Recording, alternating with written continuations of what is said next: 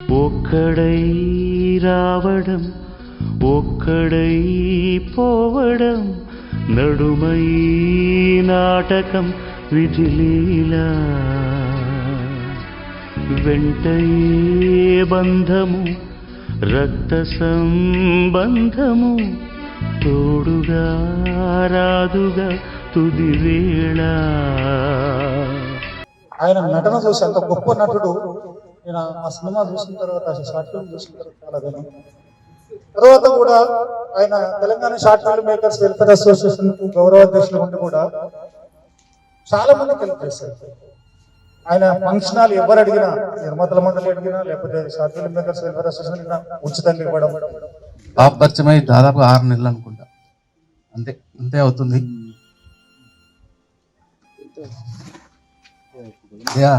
చెప్పడానికి మాటలు రావట్లేదు, కానీ తలుచుకున్నప్పుడల్లా చాలా బాధ అంటే చాలా బాధ అనిపిస్తుంది. అది అర్థం నాకు తెలియట్లేదు, కానీ ఎందుకో అంత ఆత్మీయుడిగా మారిపోయాడు.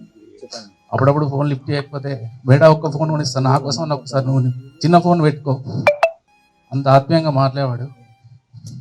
సరే, ఎవరు రాలేదన్నది వాళ్ళ విజ్ఞత, వారిని అందరు యూజ్ చేసుకున్నారా లేకపోతే ఆయనతో సహాయం పొందిరా అనేది తర్వాత విషయం, కానీ అది నిజంగా బాధాకరం.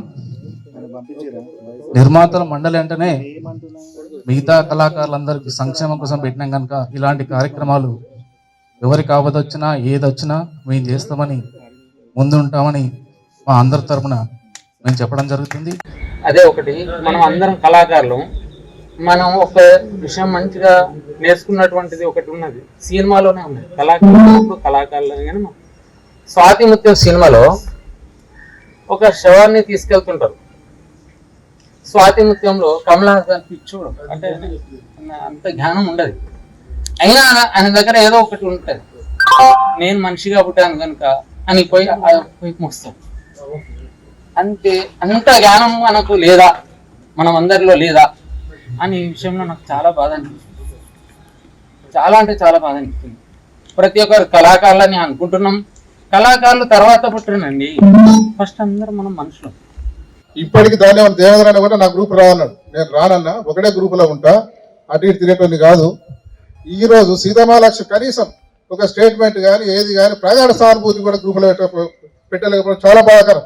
ఆమె బాగా చదువుకున్నా ఉంటుంది, ఏమంటుంది ఏం రాజకీయం చనిపోయేల మీద మీకు వ్యక్తిగతంగా ఏమని ఉండొచ్చు, చాలా బాధాకరమైన విషయం. అయినా ఈసీ మెంబర్ కనకారెడ్డి అంటే ఆయనకు చెప్పిన, మీ మేడం చెప్పవా ఒకసారి పెట్టువాను ఇలా షూట్లో ప్లాన్ చేయమనంటే నేను చెప్తే ఎవరిన్నారు అన్నారు. మరి నువ్వెందుకున్నావా ఈసీ అన్నీ అన్న, ఇమీడియట్ రిజైన్ చేయి, ఎందుకు మరి ఈసీ దేనికోసం ఉన్నావు అని అడిగి, సారీ సార్ నేనేం చేయలేకపోతే వాళ్ళకి. ఇట్లాంటి సందర్భాలు ఉన్నప్పుడు మన సంఘాలు ఉన్నా ఒకటే లేకున్నా ఒకటే అనే పరిస్థితికి తీసుకొచ్చారు. ఇప్పుడు డాక్టర్ సాబ్ చెప్పినట్టుగా కాగితం పోతే కాకులు వస్తాయని చెప్పినట్టుగా అంతకన్నా హీనంగా ఇది ఆయనతో లబ్ధి పొందుతారు. కేవలం మాకు సంవత్సరమే పరిచయమే, మేము నిర్మాతల మాటలు మెంబరే చేయనండి, కానీ వార్షికోత్సవం పెట్టుకుందామని మేము అనుకున్నాం.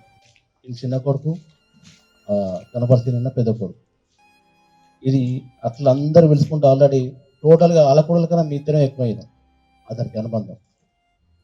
అలాంటి వ్యక్తి చనిపోవడం మాకు చాలా బాధాకరంగా ఉన్నది. మేము ఎన్నో విషయాలు ముగ్గురం కలిసి చర్చించుకున్నాం, మా బాధలు కానీ సంతోషాలు కానీ. నాకేం ఆపద వచ్చినా కూడా ఆయన వస్తుండే, మా ఇంటికి వస్తుండే, మేము ఆ ఇంటికి పోతుండే, ఈ రెగ్యులర్ నడుస్తుండే. ఒక విషయం ఏంటంటే, చనిపోయిన తర్వాత రాత్రి అన్న ఎట్లా చనిపోయాడు ఏమైందని అడిగింది.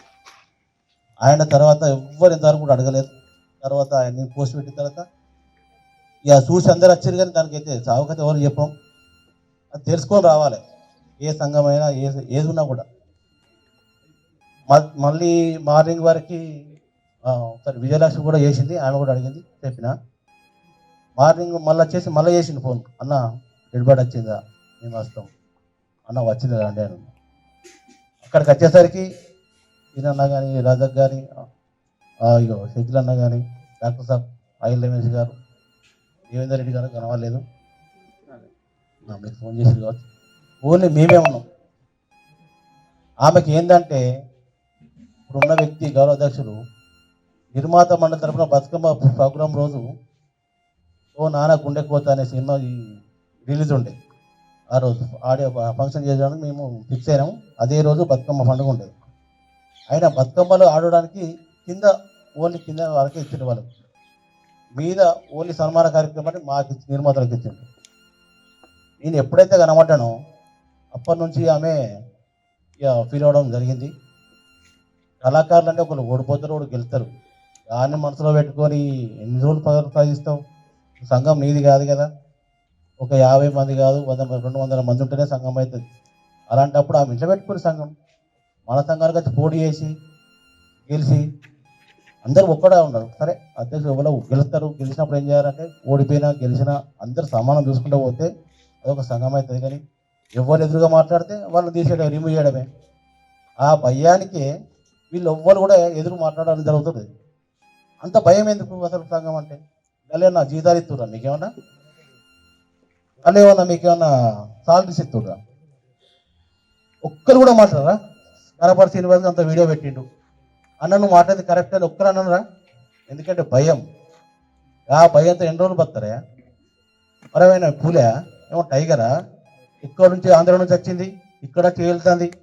ఒక్కరు కూడా సిగ్గుమానం అనిపించలేదు ఉన్న వాళ్ళందరికీ. ఈ వాడు వాడద్దు కానీ వాడుతున్నా, అందరికి కూడా తెలియదు. ఒక మానవత్వం లేని మనిషి వస్తున్నట్టు పట్టుకొని ఆమెను పట్టుకొని వీళ్ళు పొగుడుతారు. ఏమనంటే లేడీస్, ఏమనంటే లేడీస్ కాబట్టి ఏం మనరాదు. మిగతా వాళ్ళకి ఎందుకు తగ్గదు మరి అమౌంట్? ఇంతవరకు నాకు కూడా 1 రూపాయి ఇవ్వలేదు సంఘం నుంచి. ఎందుకు నేను కొట్లాడినా అదే నవీన గురించి. నేను ఒక్కసారి సీరియస్ గా గొడవైందండి, ఆ నుంచి నేను పోవట్లే. దేనికి సంఘం? ఇప్పుడు ఆమె చేయబట్టి ఇన్ని సంఘాలు ఏర్పడినాయి. వాస్తవంగా ఇన్ని సంఘాలు ఏర్పడడానికి కారణం ఆమె. రాదు రాదు రాదు అని నన్ను అంటారండి. నేను మంచికి వస్తా, చెడుకు రాను. నేను మంచి అని అంటే ఏదన్నా చెడు జరిగితే కొట్లాడడానికి వస్తా. ఈ సంబరాలకి సరదాలకి ఎంజాయ్మెంట్లకి అది ఎప్పుడు ఉండాలండి? ఆపద ఉన్నప్పుడు ఆదుకున్న తర్వాత అప్పుడు ఎంజాయ్ చేయండి, వద్దనని. నిన్ననే చూడండి, మనమే ఒక సైన్యం లాగా కదలాలి. ఈసారి చనిపోతే మనమే ఒక సైన్యం లాగా. అక్కడ ఎంత జనాలు ఉండాలి? ఎంతమంది ఉన్నారండి సంఘంలో? ఎంత వందల మంది, వేలు ఎంతమంది? 250 మందో 300 ఇంకెక్కువనే ఉన్నారు ప్రతి సంఘం అంటే. ఎవరున్నారు అసలు అక్కడ? వీళ్ళంటూ లేకపోతే, నిర్మాతలు అంటూ లేకపోతే అక్కడ అసలు ఆ సంబరమే లేదు. సార్ ఒక అనాథలాగా పోయేది. ఏం తక్కువ చేసిండు? ఫంక్షనాలు మంచిగానే వాడుకున్నారు, ప్రతి డబ్బులు వాడుకున్నారు, అన్ని వాడుకున్నారు ఆయన ద్వారా. ఆయన మనల్ని నమ్ముకున్నాడు.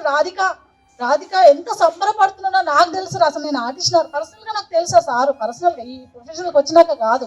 మా ఆయన తనకి డ్రైవింగ్కి వెళ్ళేది, ఒక కొడుకు లాగా చూసుకున్నాడు. నాకు కూడా లాస్ట్ కాల్ చేసిండు, రాధిక నీ దగ్గరకు వస్తారా? అమ్మకి తెలుసు, నా పిల్లలకి తెలుసు, మీ ఇల్లు నాకు తెలియదు, రండి సార్, నీతో నా బాధ పంచుకునే చాలా ఉందిరా బిడ్డలాగా. నీ బిడ్డల పెళ్లిళ్ళు నేను చేస్తా, ఫంక్షనాలు ఇస్తా, ఖర్చు పెట్టుకుంటా అంటే ఆ మాట చాలండి. నాకు పెట్టాలా పెట్టొద్దా అనేది తర్వాత విషయం. నిన్న మొన్న వచ్చిన అతను సపోర్ట్ చేస్తున్నారు. ఈ సంఘానికి ఏమైంది?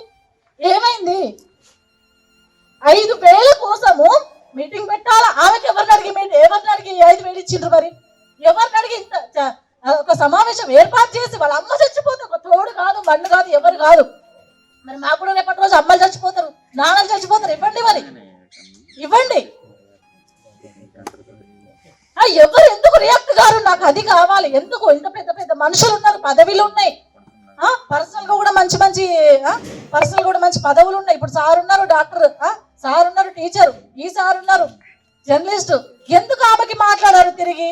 ఇప్పుడు ఈ సార్ పెట్టిన కనపర్తి సార్ పెట్టిన గ్రూప్ లో ఇది పద్ధతేనా అంటే ఓకే థ్యాంక్ యూ, రాజీనామా చేస్తున్నా, okay thank you so much అంటే అది పద్ధత అండి? తిరగబడే రోజులు దగ్గరకు వచ్చినాయి కానీ సమస్య థ్యాంక్ యూ సో మచ్ అని పెడతా. అతను పెట్టింది ఏంటి? హనుమాన్ గణపతి చావు గురించి ఇట్లా పెట్టాలి కదండి, అది పద్ధతి కదా. మీకు రాకపోయినా వీలు కాకపోయినా కూడా మిగతా వాళ్ళకి కొండి షూట్లు క్యాన్సిల్ చేసుకోండి అని పెట్టాలనే కదా తను పెట్టింది. ఎవరు రియాక్ట్ అవ్వకపోయేసరి కంటే నేను రాజీనామా చేస్తాను. దానికి థ్యాంక్ యూ సో మచ్. ఒక అధ్యక్ష పదవి అంటే ఆమె తీసుకుంది, మామూలు పదవి కాదు అది. ఆడవాళ్ళకి ఎందుకు ఇచ్చిండ్రు? సరే ఒక ఆడవాళ్ళకి ఒకసారి అవకాశం ఇస్తే మార్చగలుగుతారేమో. నిజంగా ఆడవాళ్ళు చెప్తే వింటారు, కానీ అన్నిటికీ సంబరాలకు వింటున్నారు. ఆమె మంచి ఏ రోజు చెప్పదు. ఓపిక సహనం ఉంటదని లేడీస్ కి ఇస్తారు. ఆ సహనం ఎక్కడుంది? అస్సలు లేదు. చాలా బాధేసింది. అంటే నేను చాలా చూసుకుంటూ నా విషయమే కానీ తర్వాత నవీన్ ఆమె అయితే ఏడ్చిందండి. నిజంగా దహన సంస్కారాలకు లేకపోతే అప్పుడు నేను సార్ పోయి అక్కడ ఇచ్చి వచ్చినాం. అలాంటి వాళ్ళ పరిస్థితి ఏంటండి? దేనికైనా కూడా ఒక హెల్త్ బాగాలేకపోతే అయ్యో మేము ఉన్నాం కదా, ఒక 5,000 10,000. ఇప్పుడు ఎవరు సిద్ధు బల్పెక్కి కొవ్వెక్కి చేసుకున్న వాటికేమో ఆ లవ్వుల కోసమేమో మందులు మింగుతేనేమో డబ్బులు ఇస్తారు. నాకు ఎంత ఇదైతుందో చెప్తున్నానండి. నేను డబ్బులు ఇస్తారు. ఒక ఆపద వస్తే తోడుపోతే మాత్రం నిజంగా నేను అందుకే ఈ సంఘంలో కూడా నేను లెఫ్ట్ అయినా. మరి ఏ ఒక్కరైనా రియాక్ట్ అయినరా? ఎందుకైనా సీనియర్ అని చెప్పుకోవడానికే. మరి ఎందుకైనా మేడం ఏ ఒక్కరన్నా అడిగినరా? సంఘంలో కొట్లాటలు ఆడవాళ్ళు ఉంటారు అందులో. అట్లా పెట్టినా కూడా ఎవ్వరు కూడా బూతుల అధ్యక్ష పదవిలో ఉంది, తను మాట్లాడదా? ఆ బూతు పురాణాలు వినలేక నేను లెఫ్ట్ అయినా. ఒక మగవాళ్ళే లేరు కదా అందులో, ఆడవాళ్ళు కూడా ఉన్నారు కదా. ఎవరెందుకు రియాక్ట్ అవ్వరండి? నాకు అసలు అదే అర్థం. నేను కంటూ చాలా సార్లు సార్ నేను గొడవ అంటే నేనేం బూతులు మాట్లాడలేదు, సంఘంలోనే మాట్లాడిన, మీటింగ్ అప్పుడే నేనేం గొడవ పెట్టుకోలేదు. సంఘం గురించి అడిగితే తప్పే, లెక్కలు అడిగితే తప్పే. అది రిజిస్ట్రేషన్ అయిందా లేదా నేను అది అడిగితేనే నేను వీళ్ళకి కంటైనా. నేను రిజిస్ట్రేషన్ గురించి అడిగితే, లెక్కలు అడిగితే ఇంతవరకు లెక్కలు లేవు, పత్రాలు లేవు, ఏది లేదు. తప్ప ప్రతి ఒక్క రూపాయి జమ చేస్తేనే సంఘం అయిందండి. ఎందుకు కట్టించుకుంటున్నారు? మరి దేనికి కట్టించుకుంటున్నారు? అసలు ముందుగా స్థాపించిందే ఆయిల్ రమేష్, ఆ కోశాధికారి ఈయన. మాజీ కోశాధికారి ఈయనకి అప్పచెప్పాలా వద్దా? ఎందుకు ఎవరు అడుగుతలేరు? ఎందుకు అడుగుతలేరు? అది అంటున్నా నేను. పదవి మారిన తర్వాత పదవులు అప్పచెప్పాలా, లెక్కలు అప్పచెప్పాలా, అన్ని అప్పచెప్పాలా. ప్రతి పైసా ఖర్చు పెట్టింది అన్ని తనకే అప్పచెప్పాలి కదా. ఎందుకు అందుకే రాజీనామా చేసి నామమాత్ర పదవి తనకి ఎందుకు రిజైన్ చేసి పడే. ఎవరైనా డబ్బులు ఇచ్చి గెలిపించుకున్నాడా? కాదు కదా. సంతాప అయినా సార్ నలుగురికి చేరినా చాలు. ఎందుకంటే ఇక్కడ అన్ని సంఘాలలో వాళ్ళు ఉన్నారు. ఇందులో ఒక సంఘం వాళ్ళే లేరు, అన్ని సంఘాల వాళ్ళు ఉన్నారు. లేదు ఆమె బాధ వ్యక్తం చేస్తే అది కూడా సంతాపమే. ఆయనకు పేరు ఉంది, అది కూడా బాధనే. ఆయనకు పేరు ఉంది, పైసా ఉంది, ఆయనకే గతి లేదు. ఆయన దాని మీకు అన్ని జరుగుతున్నాయి, ఆయనకే గతి లేదు వాస్తవంగా. మరి పాపం చిన్న ఆర్టిస్టులు అసలు షూట్లు లేక కూడా పాపం ఉంటారు. ఈ మధ్యన పరిచయం అయింది సారు.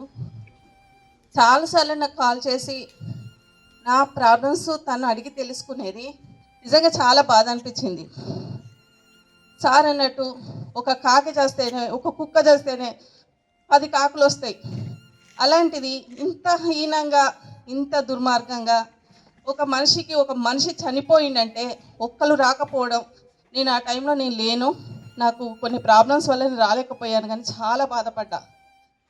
ఇలా చేయడం అస్సలు కరెక్ట్ కాదు. సంఘాలు ఈ సంఘం ఆ సంఘం అని కాదు, ఏ సంఘాల్లో ఉన్నా మనమంతా ఆర్టిస్టులం కాబట్టి అందరూ రావాలి. వేరే ప్రాబ్లమ్స్ అంటే పక్కన పెట్టండి, కానీ ఒక మనిషి చనిపోతే మాత్రం తప్పకుండా రావాలి. అది మన మానవత్వం. మనం కూడా ఎప్పుడో ఒకసారి తన దగ్గరికి చేరుకోవాల్సిందే. అది ఒక్కటి ఆలోచించండి. నాన్న 15 సంవత్సరాల నుండి తెలుసు, కానీ ఎక్కువ మా మధ్య బాండింగ్ అంటే అమ్మ చనిపోయినా కానీ ఎక్కువ అయిపోయింది. ప్రతిదానికి మాకు ఫోన్లు చేస్తుండే, బిడ్డ నేను ఇక్కడున్నా, తిన్నావా నాన్న అంటే తిన్నా, మాట్లాడబుద్ధి అవుతుంది బిడ్డ రా అని చెప్తుండే. ఇంత కావడానికి కారణం శ్రీనివాస్ సార్కి. అసలు నాన్న గురించి మాట్లాడదామంటే మాటలు రావట్లేదు. ఎందుకంటే ఆయన చాలా మందికి చాలా హెల్ప్ చేసిన విషయం అందరికీ తెలిసిందే, కానీ ఆయన చనిపోయినప్పుడు మాత్రం ఎవ్వరు కనీసం చూడడానికి కూడా రాలేదు. సరే అప్పుడంటే నోములు ఉన్నాయో ఏదో అనుకోవచ్చు, అని సంతాప సభ చేస్తున్నామనేసి కూడా నేను అందరికీ కాల్ చేసి చెప్పిన, కానీ ఈసారి కూడా ఎవ్వరు రాలేదు. అప్పుడంటే సరే ముట్టుడో ఏదో అంటారు కదా, మరి ఇప్పుడే ముట్టుడు ఉండదు కదా, ఇప్పుడైనా రావచ్చు కదా సంతాప సభకి. అయినా ఇష్టం ఉంటే ఆయన చెయ్యని వ్యక్తి అంటే ఎవరు లేరు. ఎంతమందికి చేసినా కూడా బిడ్డ నేను ఇవాళ వీళ్ళకి చేసిన, నేను వీళ్ళకి ఇవాళకి ఇది ఇచ్చిన అని చెప్పిండు నాతోటి. చాలా మంది పేర్లు చెప్పిండు, కానీ ఆ ఏ ఒక్కరు కూడా నాకు అక్కడ కనిపించలేదు. నేను దయచేసి అని కూడా గ్రూప్లో మెన్షన్ చేసి పెట్టిన, అయినా కూడా ఎవ్వరు రాలేదు. యుద్ధం చేయాలి, ఈ అన్యాయాన్ని అరికట్టడానికి నేను ఉన్నాను, మీరు ముందుకు నడవాలి నన్ను చూసి.